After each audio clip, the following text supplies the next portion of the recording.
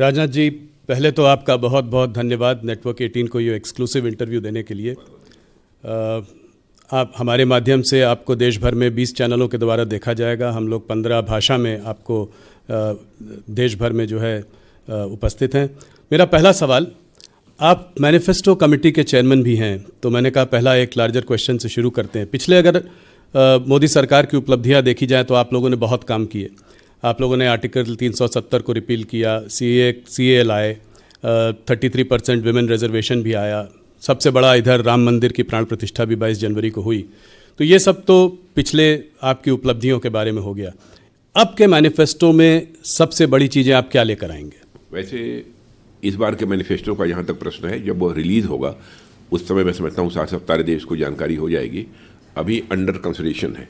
अब सारी चीज़ें लगभग पूरी होने की हद तक पहुंच गई हैं और हमारा, मैं समझता हूं कि आज के 7-8 दिन के बाद ही हम लोग अपना मैनिफेस्टो रिलीज़ करेंगे।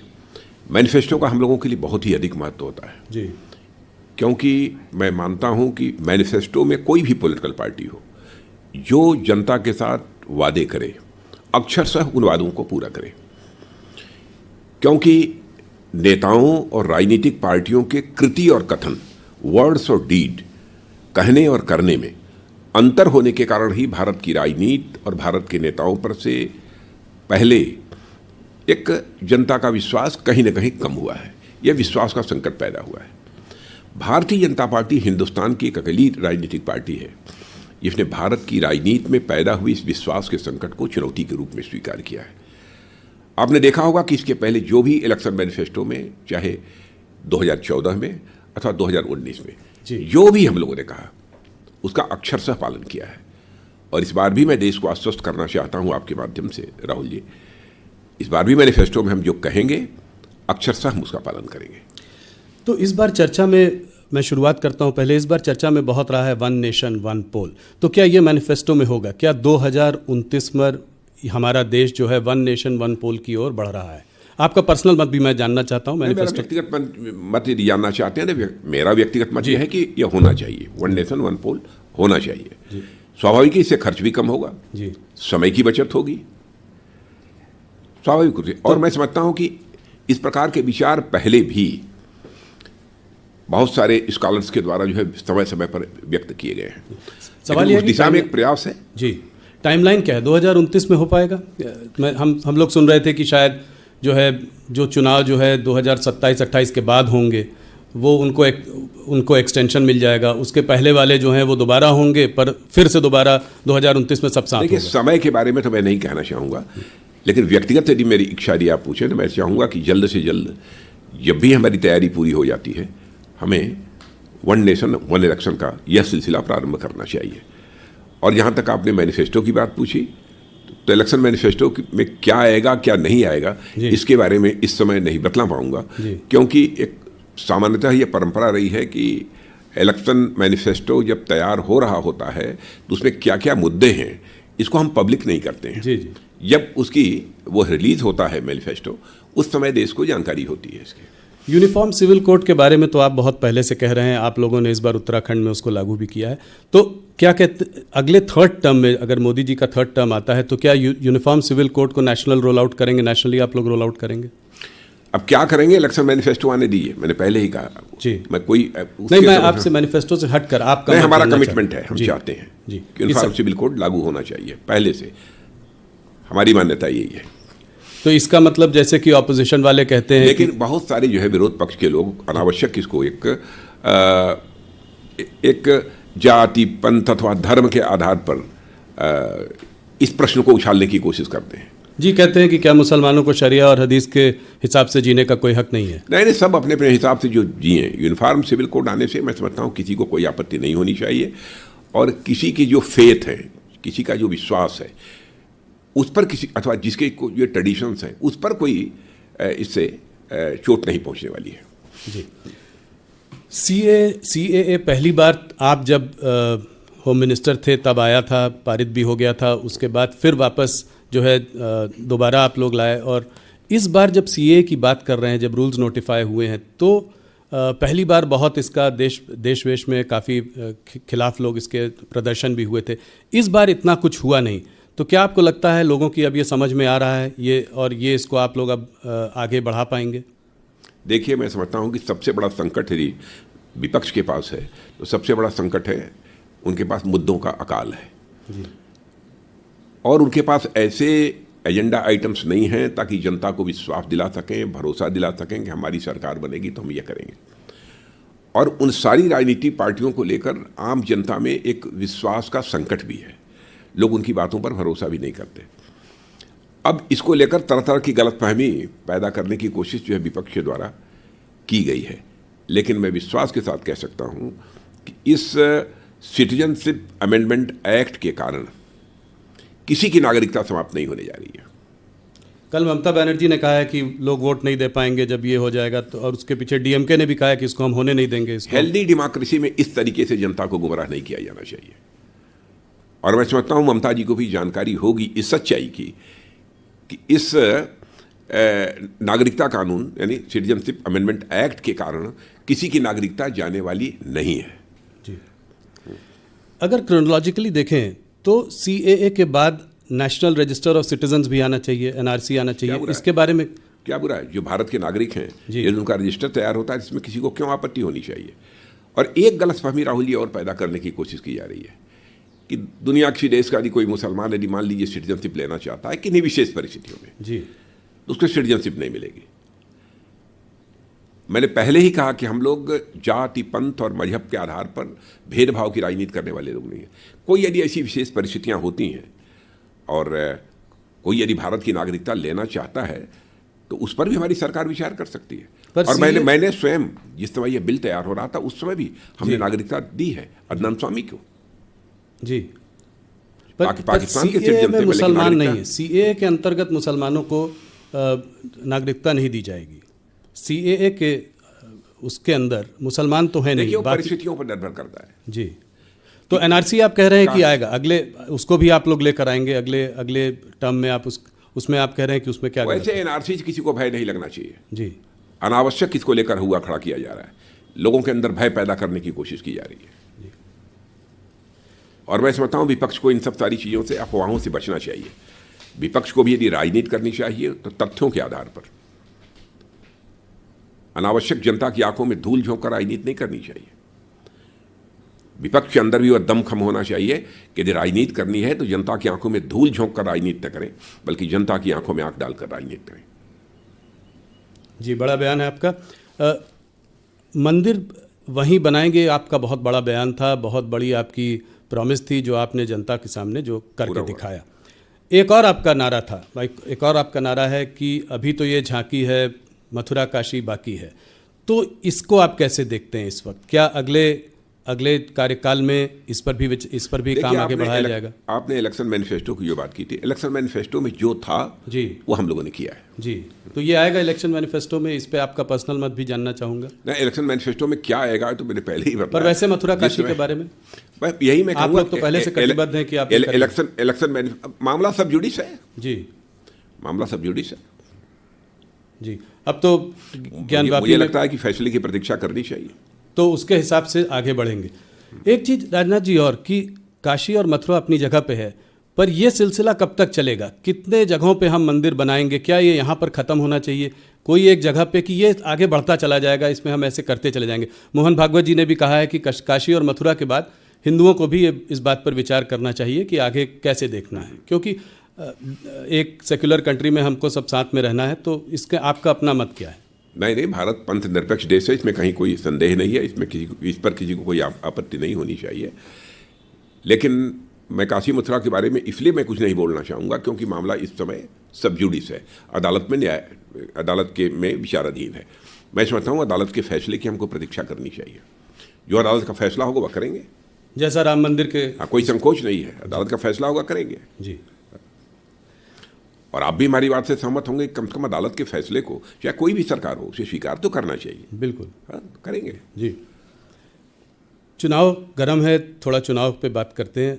370 बहुत ही बोल्ड टारगेट, 303 से 370 करीब 20-25% की का बढ़ोतरी, इसको आप कैसे देखते, कहाँ से सीटें आएंगी ये?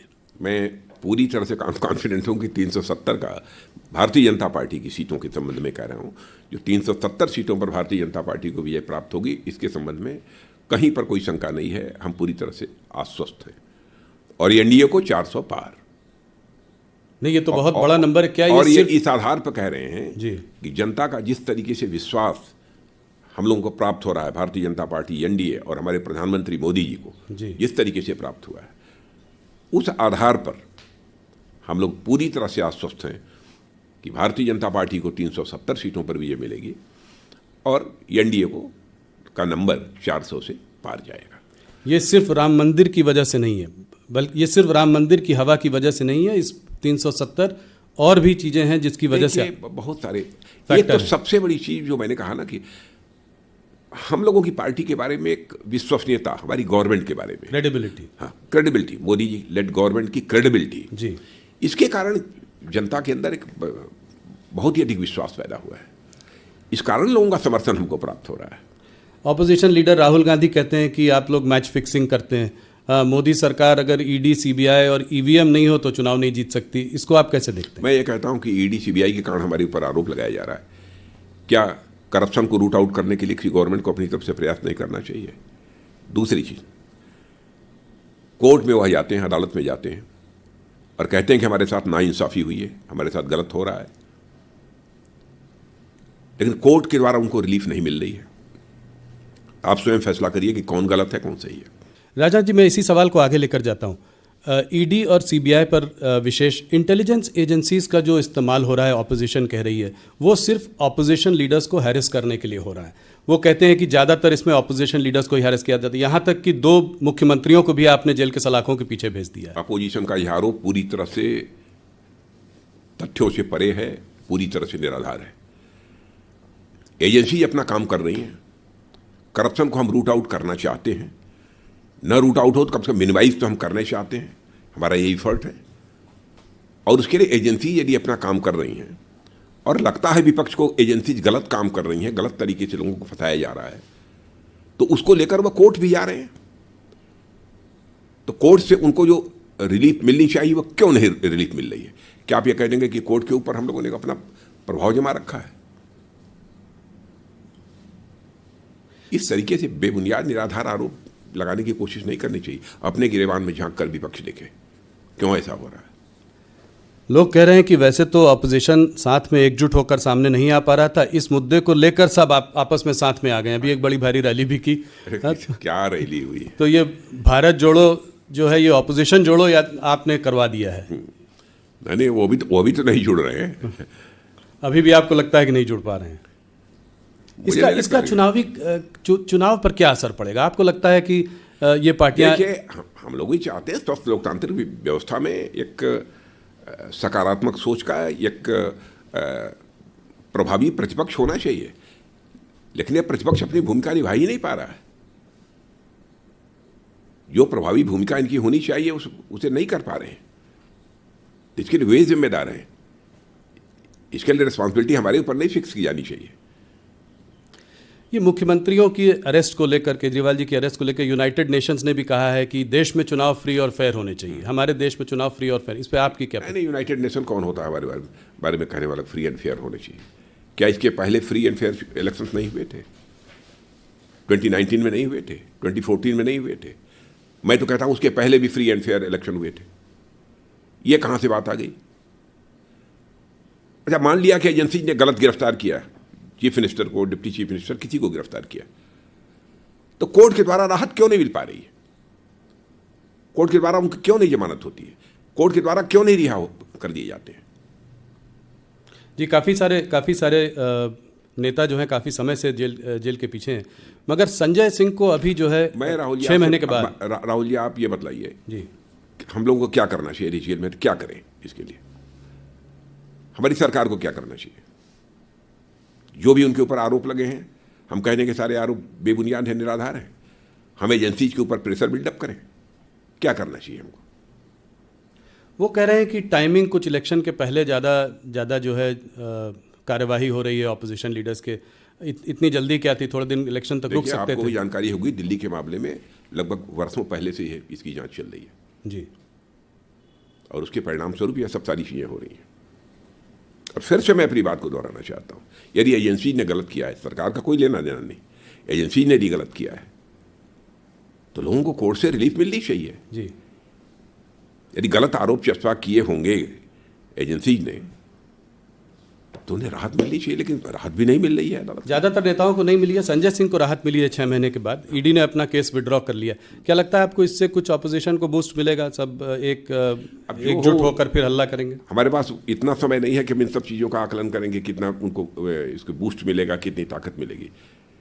इस समय एक सकारात्मक सोच के आधार पर हम अपने एनडीए को पूरी तरह से मजबूत बना रहे हैं और उसके आधार पर हम अपने लक्ष्य को हासिल करना चाहते हैं।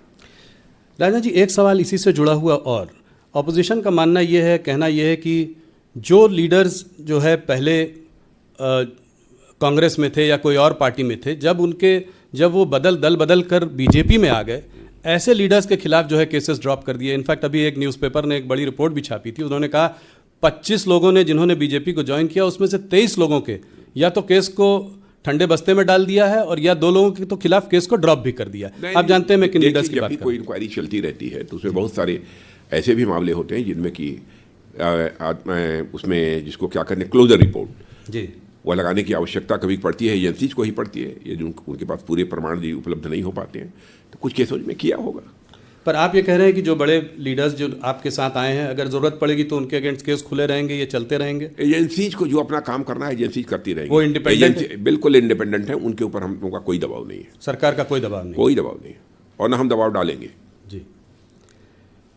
अब राहुल गांधी और ऑपोजिशन वाइट वॉशिंग की बात करते रहते हैं कि ये सब जब जैसे ही दल बदल के बीजेपी के पास वापस जाते हैं तो केस ड्रॉप हो जाते हैं। देखिए, राहुल गांधी को सच्चाई को भी समझना चाहिए। उनकी भी सरकारें पहले रही हैं इस आज़ाद भारत में, शायद ही ऐसी कोई सरकार रही हो जिस सरकार के ऊपर, कांग्रेस की सरकार के ऊपर भ्रष्टाचार के आरोप न लगे हों, कांग्रेस अथवा यूपीए जी, जिस पर भ्रष्टाचार के आरोप न लगे हों। सरकारें तो ऐसी भी रही हैं जिसमें कि मंत्रियों पर लगे भ्रष्टाचार के आरोपों के कारण मंत्रियों को जेल की हवा खानी पड़ी है जी।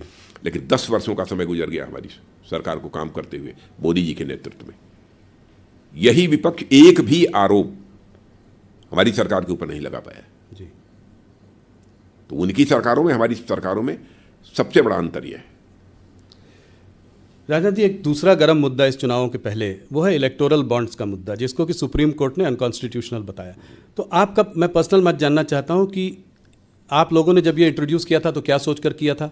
इससे क्या ब्लैक मनी जो है वापस सर्कुलेशन में ज़्यादा आएगा, और आने वाले समय पर आप लोगों की सरकार की जब थर्ड टर्म आएगा तो क्या प्रतिक्रिया रहेगी? कुछ इस पर आप एक्शन लेंगे? राहुल जी, यदि कोई किसी पार्टी को चुनाव यदि देता है, इसकी जानकारी भी हो जाती है तो क्या आपत्ति है? यह बुरी बात है? नहीं, जब आप लोग लाए थे तो ये था कि डोनर का नाम बाहर नहीं आएगा, आज डोनर के नाम बाहर आ गए। डोनर के नाम बाहर आ गए जी।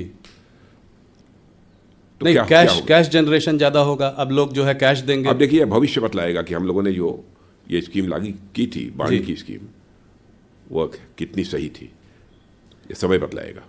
तो आपका पर्सनल मानना क्या है कि इससे ये आपने जब सोचा था तब आप लोगों ने यही कहा था कि इससे ब्लैक मनी जो है, जो ज़्यादा है, वो एक ट्रांसपेरेंट जिस हद तक पॉसिबल है ट्रांसपेरेंट प्रोसेस आपने डालने की कोशिश की थी। यह भी एक हमारी सोच थी जी। और दूसरी चीज़ ये बताइए, मैं आपसे पूछना चाहता हूँ कि कहा जाता है कि इलेक्टोरल बॉन्ड किसका है, किस कंपनी के द्वारा दिया गया है, किस कैपिटलिस्ट के द्वारा दिया गया है, इसकी जानकारी होनी चाहिए। कल तो कोई यह भी कहेगा किसने किस पॉलिटिकल पार्टी को वोट दिया है, इसकी भी जानकारी दी जानी चाहिए। क्या इसे आप स्वीकार करेंगे? कोई भी देश जहां पर हेल्दी डेमोक्रेसी होगी इसको स्वीकार करेगा कि कोई अपना मत किस पॉलिटिकल पार्टी को दे रहा है, किस व्यक्ति को दे रहा है, इसका भी डिस्क्लोजर होना चाहिए। जी नहीं, ये स्वीकार नहीं करेगा। मगर ये मुद्दा थोड़ा अलग है इस मायने में कि लोगों का ये मानना है कि ऐसा भी हो सकता है, जो कि ऑपोजिशन कह भी रहा है, कि करीब 4,000 करोड़ रुपए इलेक्टोरल बॉन्ड जो खरीदे गए, वो रेड्स होने के बाद 14 कंपनीज पर रेड हुआ, रेड होने के तुरंत बाद इलेक्टोरल बॉन्ड्स खरीदे गए। तो ये एक तरीके से, जिसको कि ऑपोजिशन कह रहा है, राहुल गांधी हफ्ता वसूली कह रहा है, कोई कह रहा है चंदा लेने का तरीका है, हालांकि उनको भी मिला। ये मतलब मान लिया यदि हो एक दो, मुझे जानकारी नहीं है, लेकिन आप ये कह रहे हैं तो मैं मान लेता हूँ। लेकिन क्या यह कर देने के कारण उनके केसेज बंद हो गए?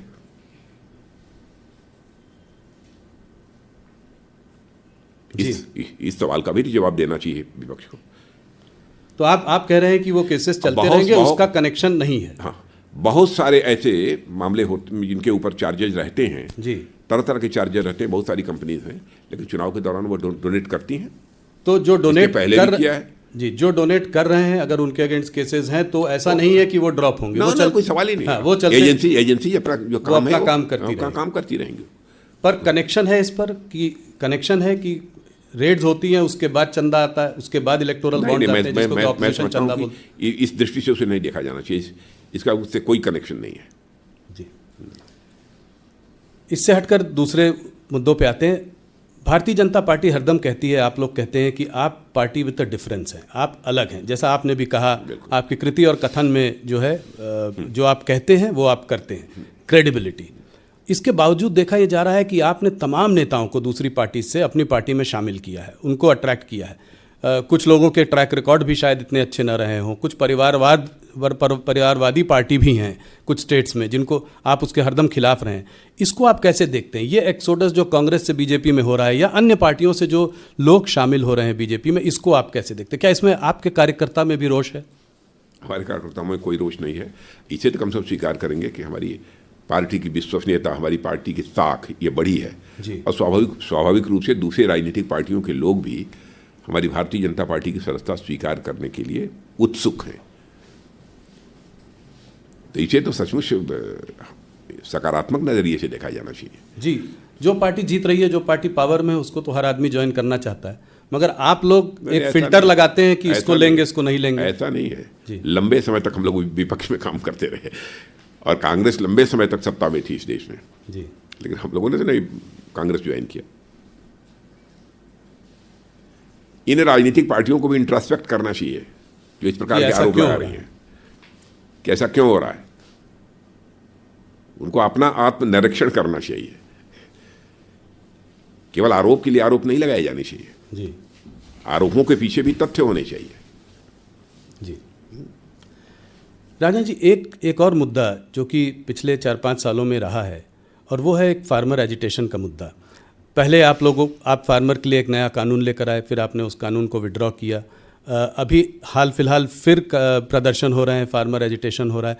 तो ये बीजेपी जो है फार्मर्स को, किसानों को, और आप तो खैर किसान परिवार से आते हैं, तो अपना जो ये कम्युनिकेशन कुछ गैप हो रहा है कि आप अपनी बात जो है उनके सामने ठीक से रख नहीं पा रहे हैं। वो समझ जो फार्मर से संबंधित बिल था जो विड्रॉ करना पड़ा जी, मैंने हम लोगों को भी लगा कि शायद हम उनके हित के लिए ले आए थे जी, ये किसानों के हित में था, लेकिन शायद जिस तरीके से उन्हें कम्युनिकेट किया जाना चाहिए था, जिस तरीके से ये बात उन तक पहुंच जानी चाहिए थी, शायद नहीं पहुंच पाई जी। क्योंकि बहुत लोगों का मानना है कि बोल्ड रिफॉर्म था। बहुत लोगों का मानना है बोल्ड रिफॉर्म था, फार्मर्स के लिए बहुत अच्छा था, मगर उसके बावजूद उसको हटाना पड़ा। और तो वही ना, समझा नहीं पाए। शायद उसके लिए और समय चाहिए था ताकि हम किसानों को समझा पाते, उनके साथ और डायलॉग की जरूरत थी।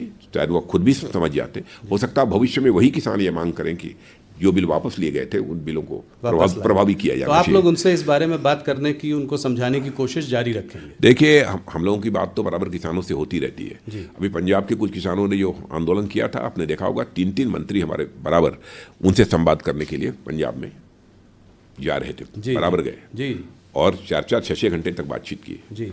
हम इस देश के किसानों के साथ अपना संवाद नहीं तोड़ना चाहेंगे। तो आपके लिए क्या मैसेज है? किसानों का हित हमारे लिए सर्वोपरि है जी। आपसे सुनना चाहूँगा कि आप क्या कहना चाहते हैं देश के किसानों को? देश के किसानों को मैं यही कहना चाहता हूँ कि देश के किसानों की आमदनी बढ़े जी, उनको उनकी फसल की उचित कीमत मिले जी। यह हमारी सरकार की सोच है। फार्मर इनकम को डबल करने की जो बात करते थे वो वैसे ही चालू है। बिल्कुल, फार्मर इनकम को जो डबल करने का जो हम लोगों का संकल्प है वह काफ़ी हद तक पूरा हुआ है, आगे और पूरा होगा।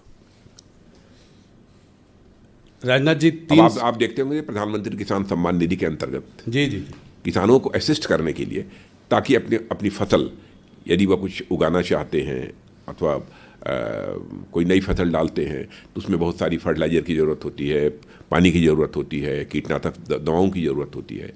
कहीं ऐसा ना हो कि पैसे के अभाव में ये सब सारे काम वो न कर सकें जी, ये दवाएं, खाद या सब न खरीद सके। इसलिए प्रधानमंत्री किसान सम्मान निधि के अंतर्गत 6,000 रुपया प्रतिवर्ष किसानों को हमारे प्रधानमंत्री जी मुहैया भी कराते हैं। जी, 370 का बोल्ड टारगेट है आपके सामने। इस बार आप लोगों को बड़ी उम्मीद है कि साउथ इंडिया से जो है वहाँ से आपके पास काफ़ी सीटें आएंगी। तो पिछली बार लगभग 130 सीटों में आपके पास कुछ 29 सीटें थी, उसमें से 25 कर्नाटका से आई थी, 4 तेलंगाना से। इस बार आप इसको कैसे बदलते देख रहे हैं, कहाँ से और सीटें आएंगी? नहीं, कर्नाटक का तो मान लीजिए 28 के 28 सीटों पर भारतीय जनता 28 से 28। अभी कुछ ही महीनों पहले आप बुरी तरीके से चुनाव हारे हैं वहाँ पे विधानसभा में। मैं कह रहा हूँ विधानसभा के चुनाव, लोकसभा के चुनाव की बात छोड़िए जी, बहुत सारे ऐसे विधानसभा ऐसे राज्य हैं जहाँ पर कि विधानसभा के चुनाव में कांग्रेस को कामयाबी हासिल हुई थी, लेकिन भारतीय जनता पार्टी ने पिछले चुनाव में वहाँ पर लोकसभा के चुनाव में स्वीप किया। कर्नाटका में आप 28 से 28 तो दे रहे हैं, मगर अंदर इंट्रा पार्टी आपकी काफ़ी लड़ाई झगड़ा मन मुटाव चल रहा है। उसके बावजूद आप कह रहे हैं कि सारी सीटें आप लेकर आएंगे। वहीं पर कोई लड़ाई झगड़े नहीं है, और इस बार तो जेडीएस के साथ समझौता भी है। हमारी ताकत पहले से भी कर्नाटक में बढ़ी है। तो 28 में 28। तमिलनाडु केरला, यहाँ पे अकाउंट खुलेगा आपका? अकाउंट ही नहीं खुलेगा, बल्कि अच्छे खासी संख्या में हम सीटों पर विजय भी प्राप्त करेंगे। कहाँ, तमिलनाडु में? तमिलनाडु में करेंगे इस बार। और रिजल्ट आने के बाद फिर राहुल जी मिलेंगे हम लोग। नहीं, जरूर मिलेंगे। पर कितनी सीटें देते हैं आप यहाँ पे तमिलनाडु में, खास करके कितनी सीटें? नंबर ऑफ सीट्स के बारे में तो मैं नहीं कहूँगा जी, लेकिन ठीक ठाक मिलेंगी। जहाँ बिल्कुल हमको शून्य मिलती थी पहले, इस बार तमिलनाडु में हमको विजय प्राप्त होगी। क्योंकि एग्जैक्टली ये बताना कि इतने सीटों पर हमको विजय प्राप्त होगी। केरला में भी अकाउंट, केरला में भी अकाउंट खुलेगा? हाँ, बिल्कुल खुलेगा। इस बार कोई ऐसी स्टेट नहीं होगी जी जहाँ पर कि हमारा अकाउंट न खुले। और अकाउंट खुलने की बात तो दूर, हम अच्छी खासी सीटों पर विजय भी प्राप्त कर सकते हैं। तो 130 में से बड़ी पिक्चर, अगर बिग पिक्चर देखें तो 130 में से आपको कितने सीटों की बढ़ोतरी दिख रही है साउथ से? देखिए, नंबर ऑफ सीट्स के बारे में तो मैं नहीं कहूँगा। अच्छी खासी सीटों पर विजय प्राप्त होगी, ताकि हम अपना टारगेट हमारा जो 370 का है जी, उस 370 के टारगेट को हम अचीव कर सकें, और एनडीए के 400 पार का जो हमारा टारगेट है, हम उस टारगेट को अचीव कर सकें। चलिए नॉर्थ की ओर चलते हैं।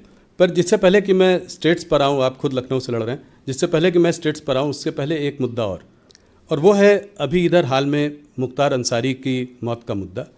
उनकी फैमिली कह रही है कि उनको जो है पॉइजन किया गया, उनको जहर देकर मार दिया गया। इस पर पहले आपका क्या मत है, आप क्या कहना चाहेंगे? इस संबंध में मैं समझता हूँ मजिस्ट्रियल इंक्वायरी बैठी थी, उसकी रिपोर्ट आ जाएगी, स्थिति साफ हो जाएगी। पर आप क्या मानते हैं कि ऐसा हो सकता? कदापि ये किसी भी सूरत में संभव नहीं हो सकता। पूरी तरह से बेबुनियाद निराधार आरोप है। हम लोगों ने एक चीज़ और देखी इसके पहले, अतीक अहमद और उसके भाई अशरफ माफिया डॉन्स थे ये लोग। इनको जो है सरेआम कैमरा के सामने कुछ 3 लोगों ने आकर मार दिया। ऑपोजिशन का कहना है कि ये सब चीज़ें ये दिखाती हैं कि ये स्टेट स्पॉन्सर्ड किलिंग्स हैं। ये सब तो गैंग्स आपस में लड़ते ही रहते हैं। आप तो वैसे भी देखते हैं जी, चले जाइए कहीं पर भी, सभी जगह 1, 2, 3 गैंग्स होते हैं। सबके इंटरेस्ट एक दूसरे से क्लैश करते रहते हैं और एक दूसरे से टकराते रहते हैं, एक दूसरे की हत्या करते रहते हैं। तो इसको आप स्टेट स्पॉन्सर्ड या कोई इनकाउंटर किलिंग वगैरह का कोई बढ़ावा नहीं मिल रहा है? नहीं, स्टेट स्पॉन्सर्ड तो हो ही नहीं सकता, इसकी कल्पना भी नहीं की जा सकती जी। तो यूपी में इस तरह की चीज़ आप नहीं देख रहे हैं? आप देख रहे हैं कि वहाँ इसका कोई चुनाव पे असर पड़ेगा? यूपी में कह सकता हूँ, यूपी के मुख्यमंत्री श्री योगी आदित्यनाथ जी बखूबी वहाँ की सरकार को चला रहे हैं, और उत्तर प्रदेश में जिस प्रकार की चुस्त दुरुस्त कानून व्यवस्था इस समय है, इसके पहले कभी नहीं रही है। और इन सब चीज़ों से चुनाव पर पोलराइजेशन वगैरह, इसका कोई असर आएगा? पोलराइजेशन की पॉलिटिक्स हम लोग करते ही नहीं है। हम लोग तो इंसाफ और इंसानियत की राजनीति करते हैं। जस्टिस एंड ह्यूमैनिटी, ये हमारी राजनीति का आधार है। उत्तर प्रदेश की क्योंकि बात हो रही है तो वहाँ पे आपका जानना चाहूँगा, क्या आप 2014 का रिकॉर्ड तोड़ेंगे? 71 बीजेपी, 73 एनडीए। नहीं, इस बार 80 आउट ऑफ 80। 80 out of 80? और क्या? इसका मतलब अमेठी, रायबरेली, अमेठी में तो पहले ही हारे, रायबरेली, कन्नौज, आजमगढ़, मैनपुरी, सब जगह जीतेंगे। अब देखिए, रायबरेली से कौन चुनाव लड़ता था अभी तक? हाँ, अभी तक सोनिया गांधी लड़ती थी। हाँ, तो सोनिया जी तो राज्यसभा में आ गई जी। क्यों आई? तो आप कह रहे हैं कि रायबरेली में अकलेबंदी इशारा काफी होता है, मैं समझता हूँ। रॉबर्ट वाड्रा कह रहे हैं वो अमेठी से चुनाव लड़ेंगे। उन्होंने अपनी इच्छा व्यक्त की है। जाए अमेठी लड़े, कोई भी लड़ेगा, भारतीय जनता पार्टी से शिकस्त उसको खानी पड़ेगी। तो रॉबर्ट वाड्रा क्योंकि वहाँ पर हमारी कैंडिडेट स्मृति ईरानी ने बहुत ही अच्छा काम किया है, और उनका परफॉर्मेंस अपने संसदीय क्षेत्र में भी अच्छा रहा है और हाउस में भी अच्छा रहा है और एक मंत्री के रूप में भी बहुत ही अच्छा परफॉर्मेंस रहा है। पर आप लोग परिवारवाद की बात करते आए हैं, अब रॉबर्ट वाड्रा का भी आ जाना पॉलिटिक्स में, या कम से कम अपनी इच्छा उन्होंने व्यक्त की, इसको आप कैसे देखते हैं? क्या कहना चाहेंगे आप? नहीं, वो करना चाहते हैं, आना चाहते हो, आए, हम इस पर क्यों विचार करें? ये हमारे विचार का कहाँ तक विषय है? हमको अनावश्यक जो है उनके गिरेबान में झांक कर देखने की कोई जरूरत नहीं है। ये तो उनका फैसला है, कांग्रेस का। हम लोगों को फैसला नहीं करना है। इस बार आप लोगों ने एक और मुद्दा उठाया है इलेक्शन के जस्ट पहले, वो है कच्छातीवू का मुद्दा, कि ये जो है एक टापू था, एक जो कांग्रेस की सरकारों ने जो है श्रीलंका को दे दिया। श्रीलंका ने अभी बयान जारी किया है कि ये तो 50 साल पुरानी बात है, आज इसको क्यों उठाया जा रहा है? ये तो तब 50 साल पहले सेटल हो चुकी है। लेकिन स्वीकार तो किया ना कि 50 साल पुरानी बात है, लेकिन ये हुई थी, इसमें सच्चाई है जी। पर इसको इस चुनाव के पहले उठाने का क्या, नहीं, पहले उठा सकते थे? अरे भाई सही बात, सच्ची बात, यदि कभी आ जाए, चुनाव के समय आ जाए तो चुनाव के पहले आ जाए, उस पर क्यों आपत्ति होनी चाहिए? क्या कोई इसे नकार सकता है कि हमारे प्रधानमंत्री ने जो ये बात कही है कच्छातीवू के बारे में वो गलत है, निराधार है? कोई आरोप लगा सकता है? स्वीकार तो सब कर रहे हैं ना कि हाँ हुआ जी। आज नहीं हुआ, 50 साल पहले हुआ, लेकिन हुआ। ऑपोजिशन का कहना है कि इस तरह की चीज़ों को बार बार उठाना, कोई मुद्दों को पकड़ना, असली मुद्दों से जनता को भटकाना है। हाँ, जहाँ असली प्रॉब्लम है, जैसे कि चाइना जो कि कह रहा है कि अरुणाचल प्रदेश हमारा अभिन्न अंग है, उसने अपने जो है 30 नाम भी दे दिए हैं अरुणाचल प्रदेश के अंदर। हाँ, तो इसके बारे में क्या कहेंगे आप? देखिए, विपक्ष को अपने गिरेबान में झांकना चाहिए, उन्हें हमारी चिंता नहीं करनी चाहिए। हमको क्या करना है क्या नहीं करना है, जो करना चाहिए, जो उचित है, वही हम लोग कर रहे हैं। पर चाइना पर खास करके जो चाइना की मिलिट्री ने पहले बोला, अभी भी जो है उनके बयान बराबर आ रहे हैं, इन बयानों को आप कैसे देखते हैं कि अरुणाचल प्रदेश के बारे में जो बयान खास करके आ रहे हैं, उस पर मैं आपसे सीधा सवाल दो टूक शब्दों में, अरुणाचल भारत का था, भारत का है और भारत का रहेगा, और उसके लिए हमें जो भी करना पड़े हम करेंगे। बिल्कुल जी। तो इस पे कोई सॉफ्ट पेडलिंग और ये इशू प्रश्न नहीं खड़ा होता जी। राजा जी, चाइना से थोड़ा पाकिस्तान की ओर मुड़ते हैं। अभी कल ही जो है गार्डियन, फॉरेन पब्लिकेशन है गार्डियन, उसमें एक आर्टिकल आया है, उसमें कहा है, उस आर्टिकल ने कहा है कि जो है भारत ने पाकिस्तान की धरती में 20 लोगों को, 20 इंडिविजुअल्स को, टेररिस्ट को जो है पिछले कुछ सालों में मारा है, उन्हीं की धरती में जाके मारा है। और जो है इस पर तमाम क्या कहते हैं, उन्होंने बहुत रिसर्च की है, बहुत लोगों से बात की है। ये पहले हम लोगों के बारे में कनाडा में भी बोला गया, यूएस में भी ये चर्चा हुई पहले, पर पाकिस्तान की ये नई चर्चा है, 20 लोग।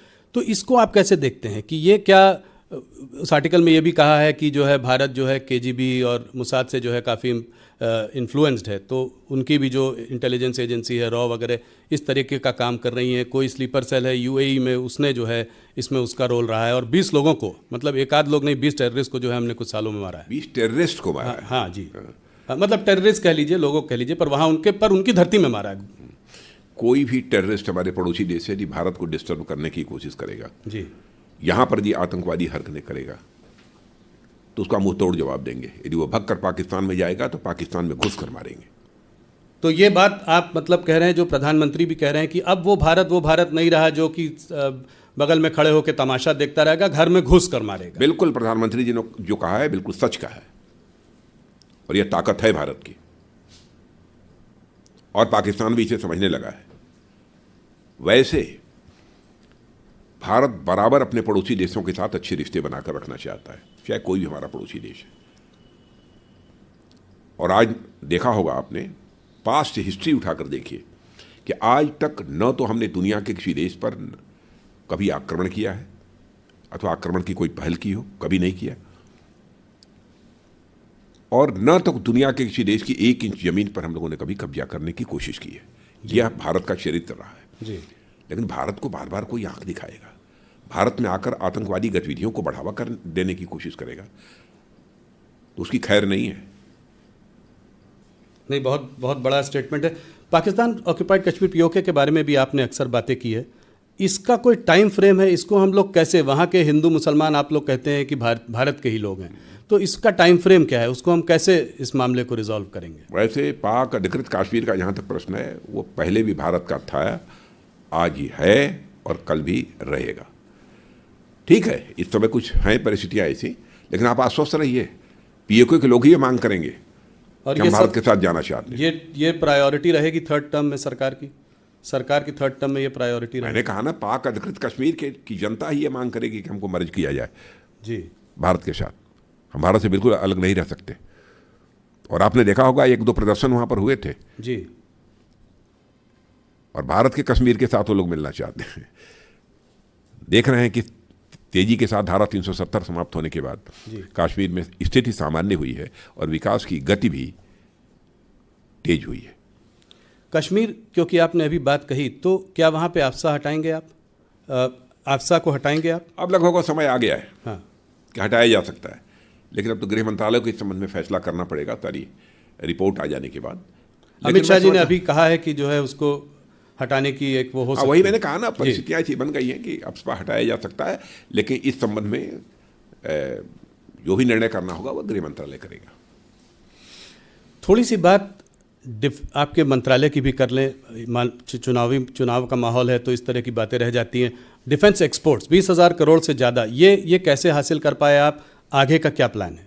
बस दृढ़ इच्छा शक्ति, स्ट्रांग विल पावर, और हमारे प्रधानमंत्री का विजन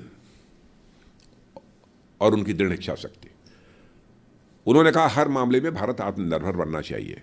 यदि हर मामले में भारत को आत्मनिर्भर बनना है तो उसे रक्षा के मामलों में भी भारत को आत्मनिर्भर बनना चाहिए। एक उनका यह संकल्प था और उसी संकल्प के आधार पर हम लोगों ने अपने कदम आगे बढ़ाए और आज 20,000 करोड़ से अधिक का, लगभग 21,000 करोड़ रुपए का हमारा एक्सपोर्ट का टारगेट ये पहुंच गया है। और आप देखिएगा आगामी कुछ ही महीनों के अंतर्गत ये और अधिक आगे बढ़ने वाला है। 2014 में जब हम लोग आए थे उस समय रक्षा उपकरणों का जो एक्सपोर्ट होता था वो बामुश्किल 900 करोड़ या कुछ ऐसे ही था, आसपास था 900 करोड़। अब आप समझिए इतने ही समय में हम लोग 900 करोड़ से बढ़कर एक्सपोर्ट को 21,000 करोड़ रुपए तक ले गए। और हम लोग की बराबर कोशिश यही रहती है कि अब रक्षा उपकरण भी, चाहे टैंक हो, तोप हो, गोले हो, मिसाइल हो, एमिनिशंस हो, अब भारत में बनने चाहिए और भारतीयों के हाथों से बनने चाहिए। यहाँ तक कि इंजन भी, फाइटर प्लेन के इंजन भी, उसके लिए भी समझौता हम लोगों ने कर लिया है। इस चीज़ में हम लोग कुछ पीछे रह गए, कुछ काम धीमी गति से चल रहा है डीआरडीओ में। यही जैसे चाइना की जो नेवी है, सबमरीन हो, वॉरशिप हो, बहुत बड़ी उनकी जो है वो है। हमारे पास सिर्फ 16 ऑपरेशनल सबमरीन्स हैं। कुछ डीआरडीओ इस चीज़ में आने वाले समय में गति बढ़ेगी इसकी। तो अपना काम कर ही रहा है, 5th जनरेशन फाइटर एयरक्राफ्ट वगैरह पे। बिल्कुल ये सब सारा काम चल रहा है, तेजी के साथ काम चल रहा है। तो इसमें आपको लगता है आने वाले अगले कार्यकाल पे इस पे काम और तेजी से होगा? तेजी से हो ही रहा है। उस समय अगले कार्यकाल में उसके परिणाम दिखने लगेंगे लोगों को। जी राजनीति, आप आज से नहीं, बहुत पहले से, जब से आप राजनीति में हैं, आपके संबंध हर पार्टी से अच्छे रहे हैं। आपने एक हरदम एक द्वार खोल के रखा है जिससे कि बातचीत होती रहे, लोगों से मिलना जुलना चलता रहे, चाहे राजनीतिक परिस्थितियां कैसी भी हों। क्या आपको आज लगता है कि वो उस तरह की परिस्थितियां आज नहीं रही, कि आज बहुत एक ऐसा माहौल बन गया है जिसमें लोग कुछ भी बोल जाते हैं? लोग जैसे मोदी को गोली मारो, कोई बोलता है मोदी का लाठी मारो, सर फोड़ो, इस तरह की बातें। कंगना रनौत जी के खिलाफ कुछ बोल दिया, हेमा मालिनी जी के खिलाफ कुछ बोल दिया। तो ये क्या आप देखते हैं कि ये स्तर गिरता जा रहा है? इसको आप कैसे देखते हैं? नहीं, इस प्रकार के आरोप लगाने से लोगों को बचना चाहिए। इस प्रकार के शब्दों के प्रयोग से भी बचना चाहिए। स्वस्थ लोकतांत्रिक व्यवस्था में इसकी अपेक्षा नहीं की जाती है। और प्रधानमंत्री के बारे में तो बहुत ही नाप तोल कर बोलना चाहिए, क्योंकि मैं मानता हूं कि प्रधानमंत्री केवल व्यक्ति ही नहीं है, प्रधानमंत्री एक संस्था होता है। और आपने देखा होगा किसी भी प्रधानमंत्री के बारे में यदि कुछ बात हमने कही होगी तो बड़े नपे तुले शब्दों में कही होगी जी। लेकिन जिस तरीके से, जिस प्रकार के शब्दों का ये लोग प्रयोग कर रहे हैं, ये स्वस्थ लोकतांत्रिक व्यवस्था में इसकी कहीं कोई गुंजाइश नहीं है। राजनाथ जी, इस चुनाव में 3 और राज्य हैं जिनका एक अहम रोल होगा आपके इस नंबर को अचीव करने में, 370 जो आप कह रहे हैं, और वो हैं बिहार, महाराष्ट्र और बंगाल। तो एक एक करके बिहार पर आपकी समझ और आपकी पकड़ बहुत अच्छी है। पूरा आप सब में पूरा बोल दे रहे हैं, ऐसे कैसे मैं मान लूं? मान लीजिए ना, पार्टी बाई पार्टी, उसके बाद तो मिलेंगे हम लोग। 4 जून को तो मिलेंगे ना। जी जी। नहीं, पर इस बार बिहार में हर पार्टी के संग आपने जो है अलायंस कर लिया है। हर पार्टी, पहले तो कहा जाता था कि नीतीश जी पलटू राम कहते थे, अब तो ये कहते हैं कि बीजेपी भी पलट पलट के बार बार उन्हीं के पास जाती है। नहीं, जाती नहीं है, उन्होंने देख लिया उनको ना, उसके बाद उन्होंने फैसला किया कि बस बीजेपी के साथ ही रहना चाहिए, इसी में देश का हित है, इसलिए नीतीश जी ने फैसला किया। अब देखिए, नीतीश जी के बारे में जो कहना है वो लोग कह देंगे, लेकिन इतनी बात सच है, उनके लंबे राजनीतिक जीवन में कभी भी कोई एक भी भ्रष्टाचार का आरोप उनके ऊपर नहीं लग पाया। ये बहुत बड़ी बात है। अरे वो हमारे साथ हैं तो ये तो सचमुच हम लोगों के लिए एक हर्ष का विषय है। पर 2014 के पहले से कभी मोदी जी के बारे में कुछ बोलते हैं, कभी पार्टी के बारे में कुछ और बोलते हैं, बदलते रहते हैं। फिर तो इस बार बदलने का सवाल नहीं। चलिए, तेजस्वी जी ने कहा है कि मोदी की गारंटी तो ठीक है, इस बात की गारंटी दे सकते हैं कि चाचा फिर पलटी नहीं मारेंगे। नहीं, उन्होंने तो खुद ही कहा है, नीतीश कुमार जी ने। जी हाँ। तो आपको जो उम्मीद होना है था हो गया, अब जहाँ मैं आ गया हूँ यहीं रहूँगा। और आने वाले समय में विधानसभा का चुनाव भी मिलकर लड़ेंगे? बिल्कुल लड़ेंगे, मिलकर लड़ेंगे। अगर इससे हटकर थोड़ा महाराष्ट्र में आए, महाराष्ट्र में लोग कह रहे हैं कि एक अजीब खिचड़ी सी बन गई है। तीन पार्टियों का, 2 पार्टियों का विभाजन हुआ है, उसमें एक फैक्शन आपके साथ है। तो इसमें 48 सीटों, पिछली बार आपके पास 41 सीटें थी। भारतीय जनता पार्टी अगर अपने अलग लड़ती तो भी अच्छा प्रदर्शन करती। तो हर बार आपको इतनी जोड़ तोड़ करने की ज़रूरत क्यों पड़ती है? कहीं कोई घबराहट की जो है यहाँ पे चुनाव में, लोकसभा के चुनाव में हमारी अच्छी परफॉर्मेंस नहीं होगी? यह प्रश्न तो उन लोगों से पूछा जाना चाहिए जिनकी पार्टियां टूटी हैं, चाहे वो शिवसेना हो, चाहे वो एनसीपी हो। वो लोग टूटते क्यों हैं? अब वो टूटेंगे और उनके लोग हमारे साथ पार्टी एक्टिवली तोड़ने में काम नहीं सर, ये सब अपराध नहीं करते हम लोग। वो लोग टूटते क्यों हैं? अब टूट कर कोई हमारे साथ जुड़ना चाहता था, हम कह देंगे हम आपको स्वीकार नहीं करेंगे। अच्छा, ये देखिए, जब जो लोग वहां से आए हैं उनके ऊपर कहते इनके ऊपर भी आरोप लगे थे पहले, तो आरोप लगे थे पहले, आज लोग कहते हैं। लेकिन जब उनकी पॉलिटिकल पार्टी में थे तो यही लोग ये कहते थे कि यह सरकार ने जानबूझकर इन्हें फंसा रखा है जी, ये पूरी तरह से निर्दोष हैं। तो उस समय का स्टेटमेंट ये है। अब भाजपा में आ गए तो स्टेटमेंट बदल गया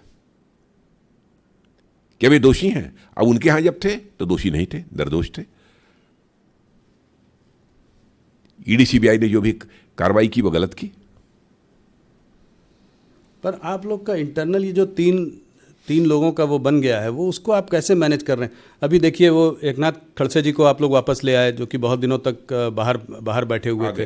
अब वापस, हाँ अच्छा, चलिए, वो आ गए या आप ले आए वापस? उनको लाना पड़ा वापस, कह रहे हैं क्योंकि नॉर्थ महाराष्ट्र में थोड़ी सी सिचुएशन बीजेपी की थोड़ी खराब लग रही थी। पहली बार जब वो छोड़ कर गए तो फडणवीस जी से लड़ के गए थे। तो ये इतना सारा विरोधाभास कैसे संभालेंगे आप? मतलब देखिए, बहुत सारे ऐसे जागरूक नेता हैं जो मानते हैं कि 2047 तक हमारा भारत या विकसित भारत बनना चाहिए। जी, स्वाभाविक है, उनके मन के अंदर भी ललक होगी कि इसमें मैं भी कंट्रीब्यूट कर सकूं, इसमें मैं भी कुछ योगदान कर सकूं, इसलिए पार्टी के साथ जुड़ते हैं। आखिरी में बंगाल की बात करते हैं। बंगाल में आपको क्या लग रहा है? पिछली बार एक अच्छा प्रदर्शन था, 18 सीटें आई थी 40 में। 18 थी। उसके बाद आप विधानसभा का चुनाव हारे, जीत का माहौल बना हुआ था, मगर सिर्फ 77 सीटें ले आए। और इस बार क्या देख रहे हैं आप? आपको क्या लग रहा है? इतनी बात तो पक्की है कि पहले से अधिक सीटों पर विजय प्राप्त होगी। कितनी अधिक? अब कोशिश हमारी यह है कि 18 का 36 कर लें। दुगनी? हाँ, कोशिश तो यही है और विश्वास भी है जी, प्रयत्न भी है और विश्वास भी है। तो पहले आप, मुझे लगता है, नेता है जिन्होंने 36 का आंकड़ा दे दिया, बहुत बड़ा आंकड़ा दिया। हाँ, इसे डबल करना ही चाहते हैं। अमित शाह जी भी 25 से कह रहे थे ऊपर आएगी। नहीं, उन्होंने कहा होगा, लेकिन मुझे लगता है कि टारगेट हम लोगों का तो 36 का है। वहाँ पे आपको क्यों लगता है कि इतनी बड़ी जीत का मतलब, इतनी जीत का मतलब लोगों में आक्रोश? किस बात का आक्रोश है? वेस्ट बंगाल में सरकार नाम की कोई चीज शेष नहीं बची है। आप किसको ये बताइए कि अस्थायी सरकार, पहले कम्युनिस्ट पार्टी की भी सरकार वहां थी जी, वर्षों तक स्टेबल गवर्नमेंट, अस्थायी सरकार वहां पर थी जी। फिर भी जिस तेजी के साथ पश्चिम बंगाल का विकास होना चाहिए था, वहां की बेरोजगारी का संकट, अन्य बहुत सारी समस्याएं, वहां के विकास का संकट, इस पर जो विजय प्राप्त करनी चाहिए थी वो सरकारें अस्थायी होने के बावजूद भी नहीं कर पाई। लोग इस सच्चाई को अब समझने लगे हैं कि सचमुच विकास यदि कोई राजनीतिक पार्टी कर सकती है तो भारतीय जनता पार्टी, कोई अलायंस यदि कर सकता है तो एनडीए कर सकता है। लोगों का यह विश्वास है और आज के प्रधानमंत्री मोदी जी ही कर सकते हैं, यह लोगों का विश्वास है। क्या संदेश खाली भी बड़ा फैक्टर है इसमें?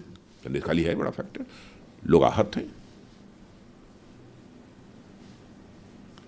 और मैं समझता हूँ संदेश खाली जैसी जिस प्रकार की दुर्भाग्यपूर्ण घटना घटित हो रही थी और बिल्कुल चुप्पी साधे हुए वहाँ की राज्य सरकार बैठी थी, और आपने देखा होगा कोर्ट ने भी लताड़ा है जी राज्य सरकार को। जी। राजा जी, आपने हमारे बहुत सारे सवालों का जवाब दिया। एक आध मैं पर्सनल सवाल आपसे पूछना चाहता हूँ। मैं अक्सर आपसे मिलता हूँ, आपसे बात भी होती है। आपको क्या लगता है कि डेस्टिनी का कितना बड़ा रोल होता है किसी की भी ज़िंदगी में, किसी की भी लाइफ में? क्या आप उस पर विश्वास करते हैं? आप तो फिज़िक्स के स्टूडेंट रहे हैं। मैं तो विश्वास करता हूँ। मैं फिजिक्स का स्टूडेंट भले ही रहा हूँ, लेकिन मैं विश्वास करता हूँ डेस्टिनी का भी एक महत्व होता है, लेकिन व्यक्ति को प्रयत्न करते रहना चाहिए। और कभी असफलता यदि मिल जाती है तो उसको लेकर बेचैन नहीं होना चाहिए, व्याकुल नहीं होना चाहिए, प्रयत्न बराबर करते रहना चाहिए। आपका राजनीतिक सफ़र बहुत लंबा, जिसमें आपने बहुत सारे आपके अचीवमेंट्स भी हैं। आने वाले 5 सालों में राजनाथ सिंह क्या करना चाहेंगे? ये मुझे नहीं मालूम है, पर आप कुछ अपने आप तो करना, आपकी अपनी पर्सनल इच्छा क्या है कि आप किस रोल में देखना चाहेंगे? मैंने हमारी कोई पर्सनल इच्छा नहीं है, बहुत किया है। पार्टी और हमारे प्रधानमंत्री जो भी भूमिका निर्धारित करेंगे वो करेंगे। राजनाथ जी, आपने हमसे बात करी, बहुत अच्छा लगा। आज आपकी तबीयत भी थोड़ी नासाज थी, आपसे मुलाकात हुई, उसके बावजूद आपने हमको इतना लंबे समय इंटरव्यू दिया और हमारे सारे प्रश्नों का जवाब दिया। आपका बहुत बहुत धन्यवाद, और आपको इलेक्शंस के लिए बहुत शुभकामनाएं। बहुत बहुत धन्यवाद राहुल जी, बहुत बहुत धन्यवाद।